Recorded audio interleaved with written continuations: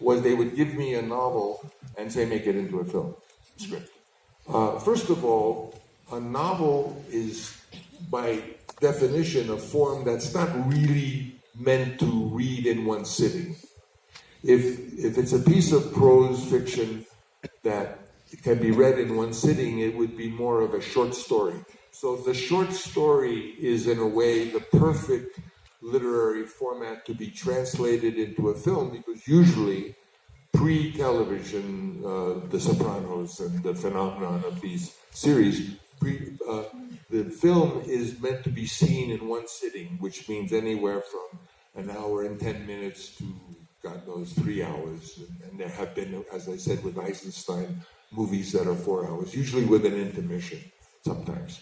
So the first thing I would say is a short story not only is a wonderful form to adapt into a movie, but many great movies were made from short stories. For example, Rear Window of Hitchcock was originally a short story.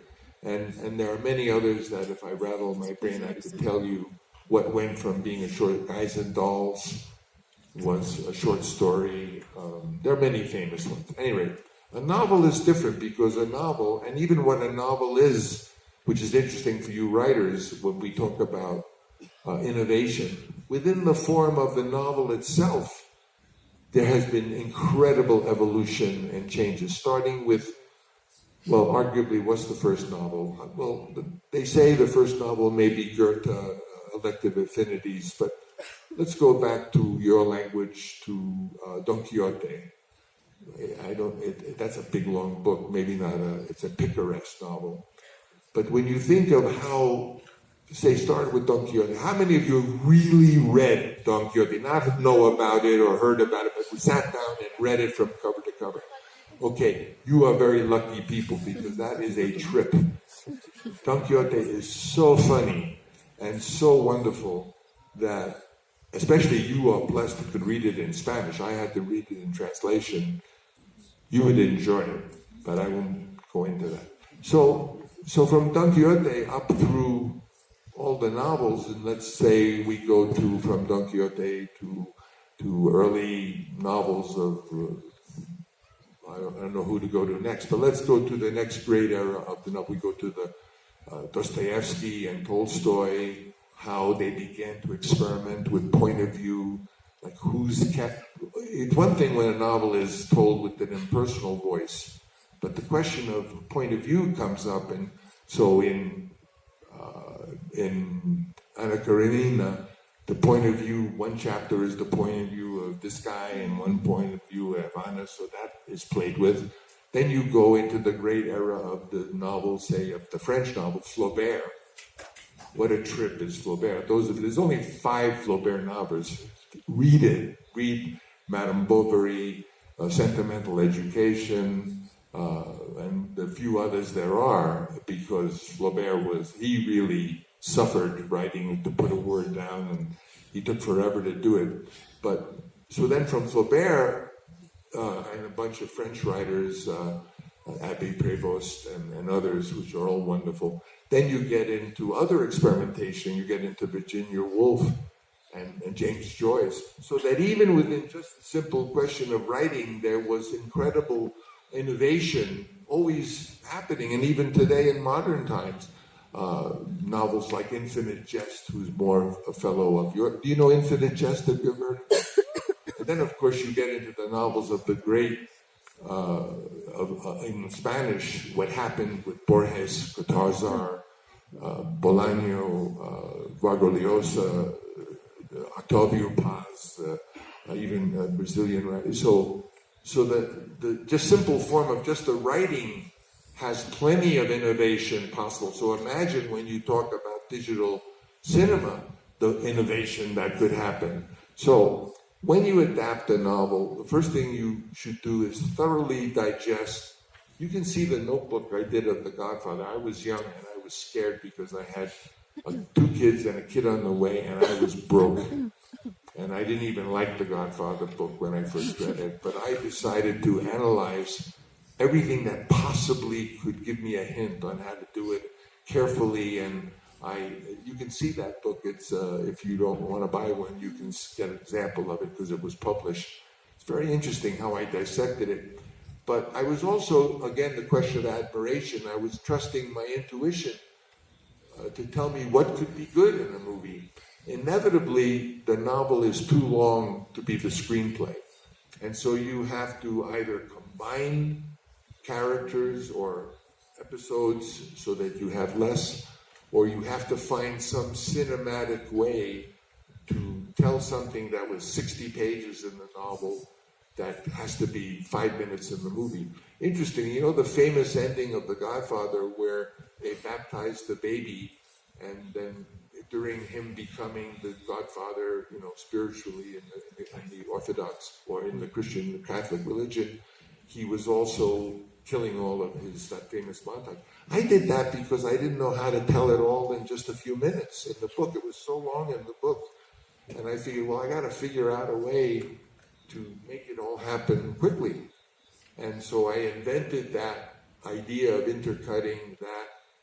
And many of the things I did in The Godfather was to figure out how to condense it or how to kill two birds with one stone, which is what the screenwriter sort of has to do, because the script is going to be anywhere from 100 pages to, God forbid, 175 pages. And then you're right at the edge of how long it can be in one sitting. So then, should it have an intermission, or really is this 2 movies? And I want to just say categorically, I had no desire or no interest or no wish that there should ever be a second Godfather, much God forbid a third. I hate the idea that every movie you make has to be part of a series today. I mean, was there ever Lawrence of Arabia second half? Or was there ever, you know, any great movie, The Best Years of Our Lives, Part 2? They didn't do that. That's ridiculous. It's only a finance thing. It's because they don't want to invest in anything that they can't spread out over a whole series. It's purely a finance thing. It had nothing to do. Maybe today in this post-television area, there really is what the Sopranos or Breaking Bad proved, which is you can basically have a 90-hour movie. I never would have thought that, but The Sopranos was that, and achieved its own version of greatness.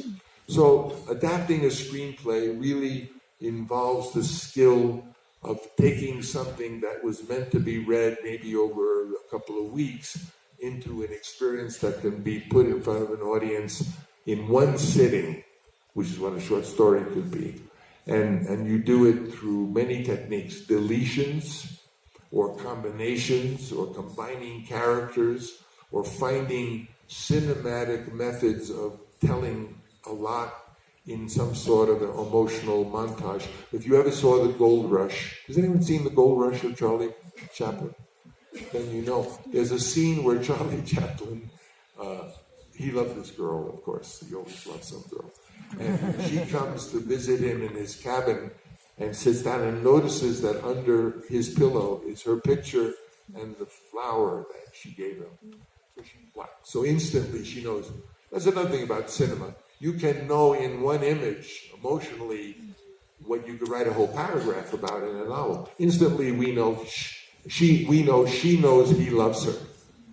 Like that. So she just sort of makes fun of him with her girlfriends, and she says, "Oh, we'll come back for New Year's and have New Year's Eve with you."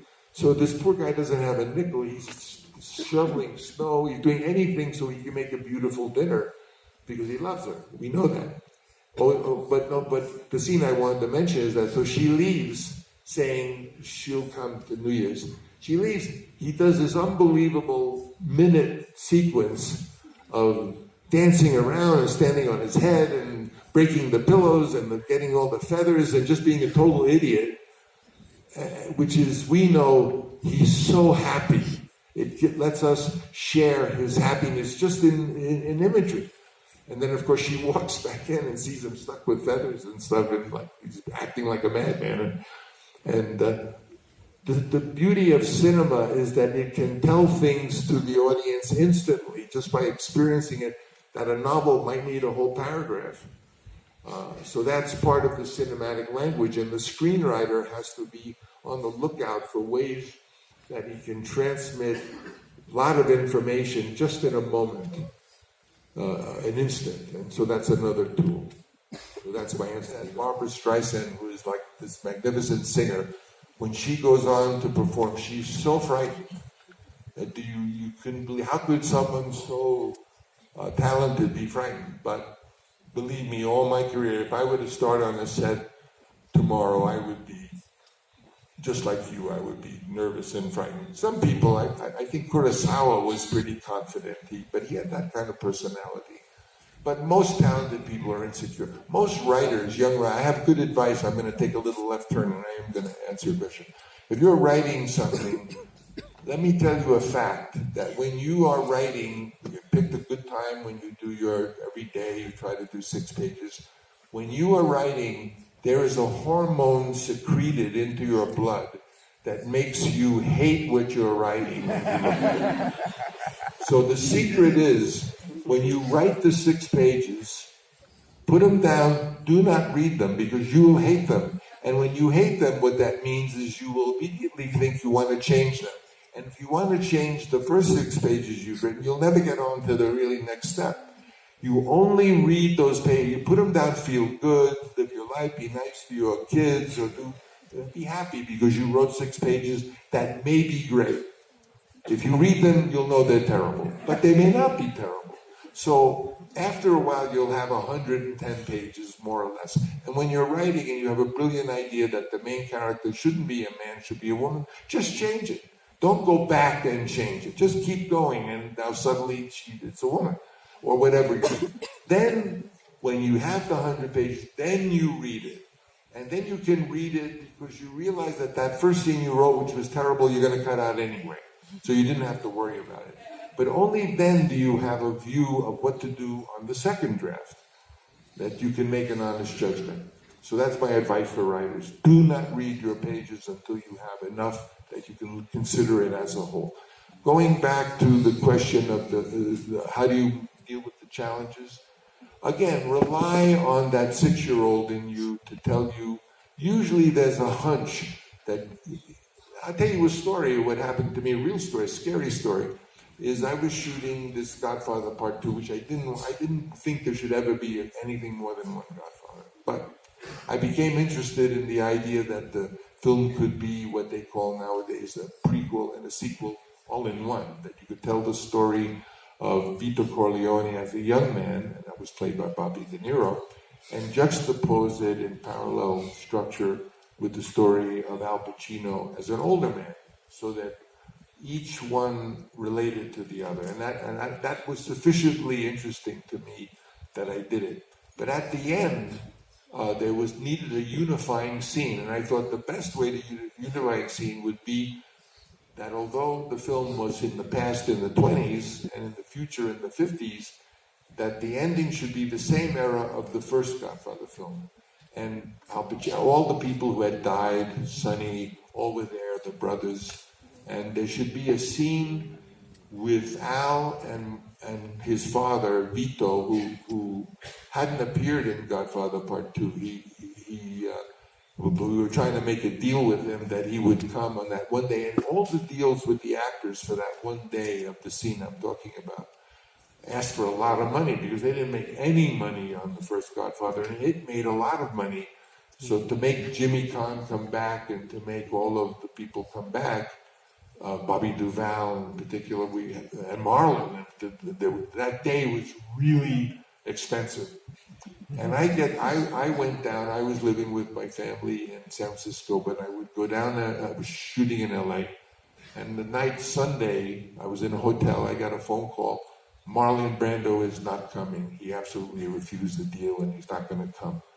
So talk about challenges. There I am with this fortune of all these actors, and the main point, which is a scene between Marlon and Al, I couldn't shoot because he wasn't going to be there. So I didn't know what to do. So I just, on my bed, I took out my typewriter and I took my best crack at it. And what I did, in answer to your question, how did I handle that, is I decided to have the whole scene where you see them all, except the occasion is that the father is going to come and they're going to do a surprise birthday for Marlon Brando. So they had the same scene that I had written, except when it got to the point where there was supposed to be the big scene with Marlon and Al, one by one, they all, he's coming, and they all left Al all alone. And then you heard the door open, and you heard them all say, surprise! And they say, for he's a jolly good fellow, so and he never comes in because he didn't come. And you end on Al. And that's the ending of Godfather 2, which sort of worked, I guess. But it was a desperate attempt on my part to try to figure out how. Especially to Gordon Willis, who did The Godfather, and Vittorio Storaro, the magnificent Italian cinematographer who did Il Conformista and L'Apocalypse. Now, I wanted to do One from the Heart as live cinema. I wanted to do what I was talking about, and I did everything. And why would I stupidly build an entire set of Las Vegas when Las Vegas exists a half an hour away? I did it because it was planned to be shot totally live. And although there was no digital camera at that time, it was only basically a camera that had a load of film is 1,000 feet. So that's 10 minutes. But I had seen Jerry Lewis when I was a student shoot The Ladies' Man. And I remembered that he had a video finder on his cameras. He invented, and video assist was not used in the movie industry until One from the Heart. But I had seen Jerry Lewis did it, so my idea was to have video cameras on the side, the viewfinder of the camera, which is the basis of video assist, which is now commonly used, and I have a comment about that.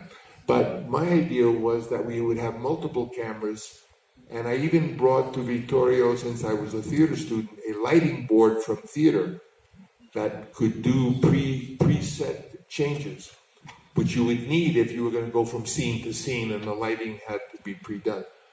Bottom line is, about a week before One from the Heart, Vittorio and the art director came to me, and I adored these people, and they were my friends, and Vittorio said, Francis, if I could just shoot with one camera, I could do it very fast. And that essentially meant that we couldn't do it live the way we had built the sets and planned. And one of the only mistakes that when I'm an old guy, I have two regrets. One was that I didn't say, Vittorio, I appreciate what you're telling me, but I must shoot it multiple camera because then I can shoot it live. Instead, I said, okay, Vittorio, and it was the worst decision I ever made because it made, that picture went so over budget that it took me 10 years to pay the bank back. No. In answer to your question, though, that he used the lighting board that I gave him, the reason they didn't use theater-style lighting boards for cinema is because when you change the lights in theater, the color temperature is not so important. But in cinematography, the color temperature they felt is very important. So Vittorio used this tool of basically a theater lighting system to come up with this extraordinary, what he said is, Fanny is blue, Hank is yellow, and then he began to put color themes, and to this day, when Vittorio makes a picture, he always has a lighting board, like a theater lighting board with him. So it totally changed his future work. Bottom line was that I didn't get to do One from the Heart. I even had the musician, the songs of Tom Waits, the sound effects, able that we could just say, okay, action, and it would have all the cutting and all the sound, everything for 10 minutes done. And if we went, basically we could do it in 10-minute shots and just cut it together and the picture would be done. As a result, because of what I did at the single camera, it took 4 months of editing and I went broke and I lost everything basically over One from the Heart. So indeed, when I'm an old man and I only have two regrets in my life, one is that I hadn't listened to Vittorio. It's just that I liked him. I loved him so much, I couldn't say no to him. Today I would say no to him. And the other regret, I'll tell you if you want. Is that music can be used to make the emotion in the film be more beautiful. But you really can't use music as a substitute for that. In other words, music is best used when it becomes an element in the cinema to further what the cinema is doing. Now, you can use music in many other ways. You can use it for irony. I mean, if something is like in Reservoir Dogs, when they do this horrible scene of violence, they do it to some stupid rapid tune. So you can use music if it's very different than what the intention of the scene is for irony, or you can use it in many ways. But in terms of emotion, music, you should never think that, oh, well, we'll just put some romantic music and the guy is looking at the girl and so therefore everyone will know that it's being... You still have to have the seeds of the emotion in the performances and in the montage. And if you have them, the music will bring them more beautifully to the fore. Cinema, and certainly in modern theater, is very much based on what was evolved from the group theater, which is known really as the method. What is the method? The method was derived from the Russians, Stanislavski in particular, which basically was a textbook on how you can use your real emotions so that you may have in you about other things, and learn how to, in their language, make a substitution or, quote, do an adjustment, where you take the emotion that maybe you felt at the time that you lost a brother, say, to be a stupid example, and take that emotion and reapply it to a scene where you have to mourn over your dog that you run over. That's a stupid example. But basically, it's to take, like, for example, if you say, an example I use is if they say the mother is going to say goodbye to the son, and when you talk to actors on the set, you have to give them something helpful in just one simple idea. You can't go on and talk because time is important, and the poor actor just wants a little tip. So you can say to the actor, I remember a scene where the mother had to say goodbye to the son, and they said, say goodbye as if. The as if is method. It means do a substitution, as if you're a mother saying goodbye to your son who's going into the army. Well, what does that mean? She may never see him again, but emotionally. So if you say goodbye to your child as if it's the mother, the son's going off to World War II, the actor has all they need to know. You gave it to them in a second because you used that method moment. Brando once told me, interestingly enough, that what made him realize that acting could be really something extraordinary, he was in a play in a small part called Truckline Cafe, I think, in which the great actor and descendant of the Yiddish theater, Paul Muni, was in it. And Brando told me that he used to go, oh, a little kid has come, hello. Brando used to go watch from the wings at Muni doing this one scene, and he said he learned everything that he knows about acting from witnessing that. The way Brando was incredible, he would incorporate anything. You didn't talk to Brando about acting, or, you have this blah, blah, blah, blah, blah. I put a prop in his hand. I put that cat in his hand. I didn't say, oh, here's a cat. I just put it in his hand.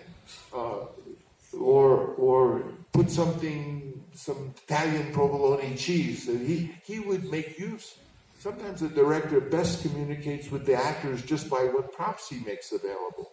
Because basically, let's make no doubt about it. You ever hear them say, wow, what a great performance you got out of the actor? You don't get a great performance out of the actor. The actor gives you the great performance. The director is just a coach. He's someone trying to offer to the artist who is the actor something that will make them understand possibly a way to get a different color or a different take on something that might be more beautiful. Actors, remember, actors are performers just like a cellist, except they don't have the cello between them and the audience. Their cello is themselves. It's very difficult to be an actor.